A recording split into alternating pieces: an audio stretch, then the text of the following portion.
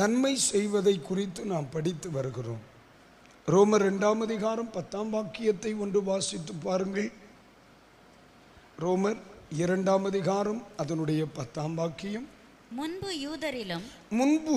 யூதரிலும் பின்பு கிரேக்கரிலும் எவன் நன்மை செய்கிறானோ அவனுக்கு மகிமையும் கனமும் சமாதானமும் உண்டாகும். அல்லேலூயா. நன்மை செய்வதை குறித்து நாம் தேவனுடைய வார்த்தைகளை கவனித்து வருகிறோம்.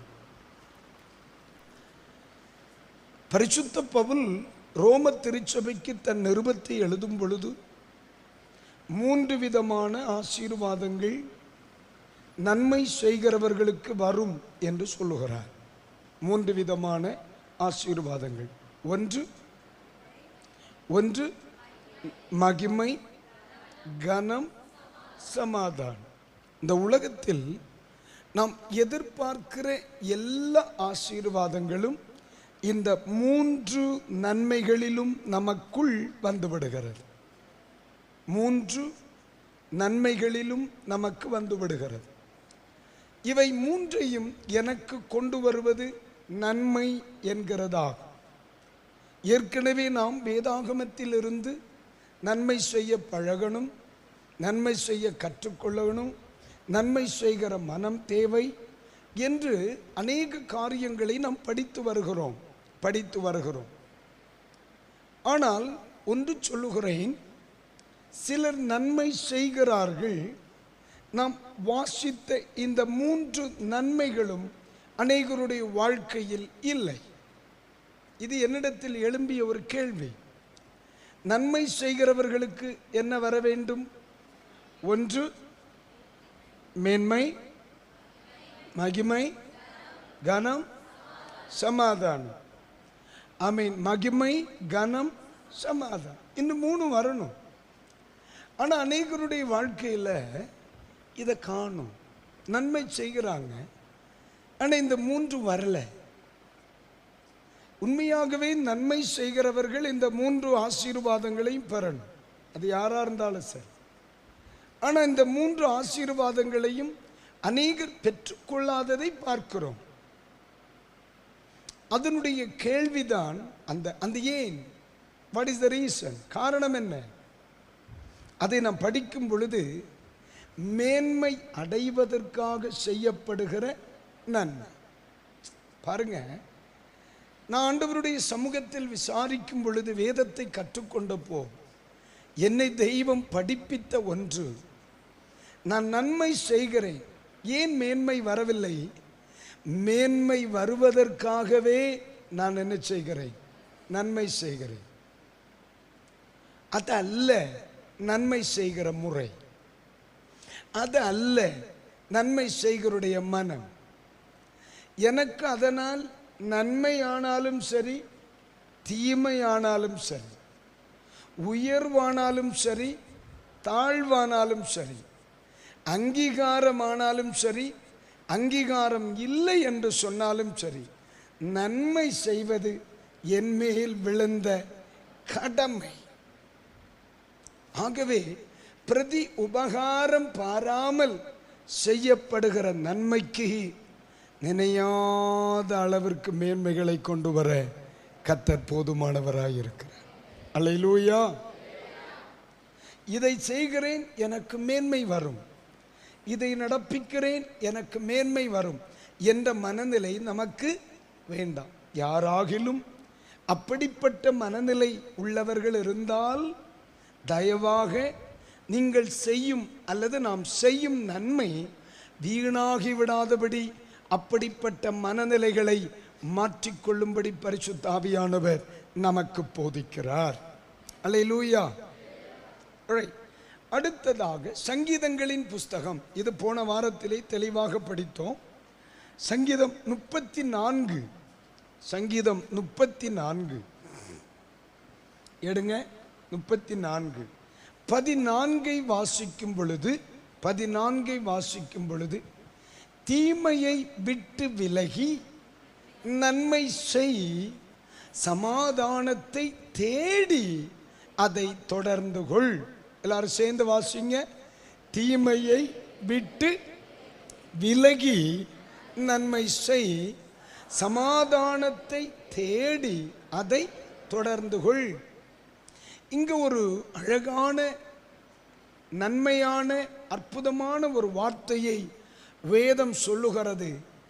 நன்மை செய்கிறவன் அதன் பலனை அடையணும்னா எப்படி நன்மை செய்யணுமா? தீமையை விட்டு விலகி நன்மை செய்ய.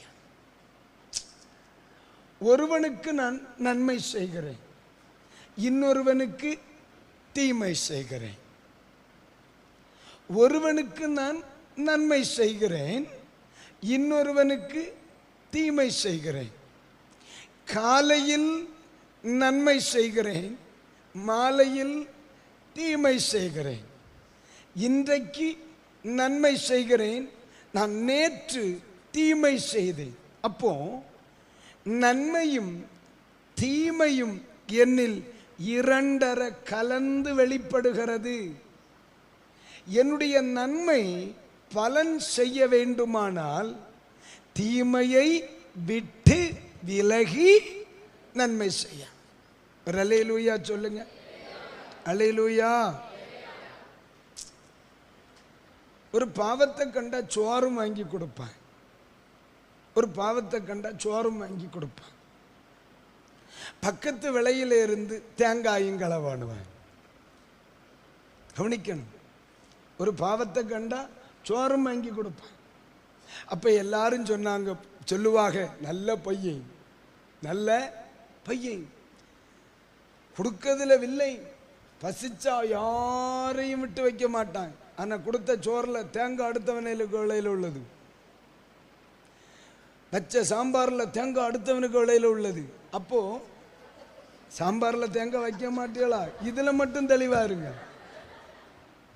அப்ப எதுல தேங்காய் சட்னி வைப்போமா? நன்றி அப்பா. இவ்வளவு நேரம் சொல்ல நல்லது சொன்னேன், ஒரு ஆமைன்னு சொல்லல. வாழ்க. நல்லா கவனிக்கிறீங்களா? இல்லை, நான் சாம்பார் வைக்கிறது இல்லை, அதனால தான் சொன்னேன். இப்ப எனக்கு தெரியுது நீங்க வைக்கிறீங்க.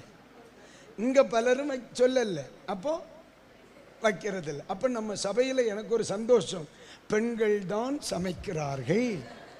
வாழ்க. அப்ப நீங்க நல்லா கவனிங்க. இதுதான் ஏன் நன்மை செய்யறானே அவன். அந்த பாவத்துக்கு சோறு வாங்கி கொடுத்தானே, ஏழைக்கு உதவி செய்தானே, அந்த செய்த நன்மைக்கு பலன் அவனுக்கு வரலையே. அப்ப ஆண்டவர் சொல்ல வந்திருக்கணும்.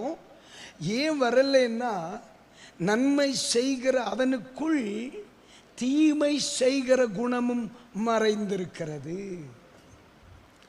நன்மை செய்கிற அவனுக்குள் திருடுகிற தீய குணமும், கள்ள கணக்கு எழுதுகிற தீய குணமும். அல்லேலூயா. களவாண்ட பணத்தில், லஞ்சம் வாங்கின பணத்தில், கள்ள கையெழுத்து போட்ட பணத்தில், கள்ள சாட்சி சொன்ன பணத்தில், தோத்திரம், பாதி கோயிலுக்கு கொடுத்த உடனே மோட்சத்துக்கு ஏணி ஒன்றும் இருக்காது உனக்கு முன்ன, நாசமாக போகிறதான் நடக்கும். ஏன்னா பைபிள் தெளிவாக சொல்லுது, நன்மை செய்கிறவன் பலனை அனுபவிக்கணும்னா எப்படி நன்மை செய்யணுமா? தீமையை விட்டு விலகி. நல்ல வார்த்தை இல்லை?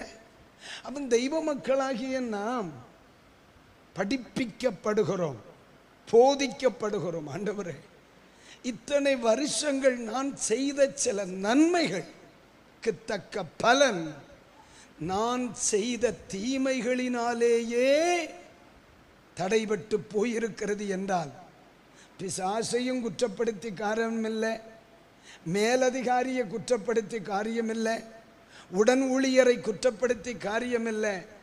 என்னுடைய நன்மைக்கு தக்க பலன் வராததற்கு யாரும் காரியமல்ல, என்னில் மறைந்திருக்கிற தீமையே காரியம். அல்லேலூயா சொல்லுங்க. அல்லேலூயா. புகழுதலும் இதே வாயில, இகழுதலும் இதே வாயில், பாராட்டுகிறதும் இதே வாயில, தூற்றுகிறதும் ஒரே வாயில. நீங்க கேட்கறது எனக்கு தெரியுது. சைடில் இன்னொன்னா வைக்க முடியும்னு. இப்போ இன்னொன்று வைக்கண்டா, தூசிக்கிறத ஒன்று நிறுத்தேன்னு, நிந்திக்கிறத ஒன்று நிறுத்தலாமேன்னு, குறை சொல்கிறத ஒன்று நிறுத்தலாம். டபுள் வாய் வைக்கிறத விட அந்த 2வது வாய் பயன்படுத்துகிற அந்த வார்த்தையை வேண்டான்னு வைக்கலாம் இல்லையா? நான் சொல்ல தமிழ் உங்களுக்கு புரியும் இல்லையா? நல்லா புரிஞ்சு நீங்கள் சைலண்டாக இருக்குதியா? அல்லேலூயா. ஆமாம், சரியா புரியலைன்னா அல்லேலியா வரும். நல்லா புரியுதுன்னா வார்த்தை புரியுதுன்னு அர்த்தம். அமைதியாக இருப்பியா? நீங்கள் கைகளை உயர்த்தி ஒரு ஆமீன்னு சொல்லுங்க. ஆமாம், நீங்கள் நல்லா கவனிங்க. எல்லாரும் படிச்சியலாலேன்னு வாத்தியார் எழும்பி சொல்லுமா பிள்ளைகள் சைலண்டாக இருக்காங்கன்னா அவர் சொன்னதை புரிஞ்சுன்னு அர்த்தம். நான் சொல்ல புரியுதா உங்களுக்கு? டீச்சர்ஸ்ட கிழங்கு அவங்க சொல்லி தருவாங்க. சங்கீதம் 37:27 எடுங்க. எடு மக்களை, சங்கீதம் 37:27 இருக்கா? படிங்க ஒருத்தர். தீமையை விட்டு விலகி நன்மை செய், என்றென்றைக்கும் நிலைத்திருப்பாய். ஒரு அல்லேலூயா சொல்லுங்க. அதுதான் பைபிள் என்ன சொல்லுது? நன்மை செய்கிறவர்களுக்கு 3 விதமான பலன் வருமே. அது என்ன?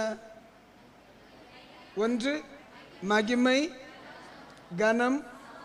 சரி, இதுக்கு முன்ன 34 அதே 34 சங்கீதம் 17 சமாதானத்தை தேடி. எப்படி சமாதானத்தை தேடணும்? தீமையை விட்டு விலகி நன்மை செய்து சமாதானத்தை தேடும் பொழுது அது நம்ம வாழ்க்கைக்கு வரும். துன்மார்க்கனுக்கு தான் சமாதானம் இல்லை. அப்போ தீமையை விட்டு விலகி நன்மை செய்து சமாதானத்தை தேடும் பொழுது என் குடும்பத்திற்கு என்ன உண்டாகும்? சமாதானம் உண்டாகும். அதே 37:27 படிக்கும் பொழுது இங்கே தெய்வ மனுஷன் நமக்கு என்ன கற்றுக் கொடுக்கிறார்? என்றென்றைக்கும் நான் நிலைத்திருப்பதற்கு ஏதுவாகும். என்றென்றைக்கும் நிலைத்திருப்பான். நல்ல வார்த்தை இல்லை அது? யார் என்றென்றைக்கும் நிலைத்திருப்பான்? நன்மையை தீமையை விட்டு விலகி நன்மை செய்கிறவன். அப்போ ஆசீர்வாதம் வருது இல்லையா? அப்போ நான் செய்கிற நன்மையை, நான் செய்கிற தீமையே பலன் இல்லாமல் செயல்படாமல் செய்து விடுகிற.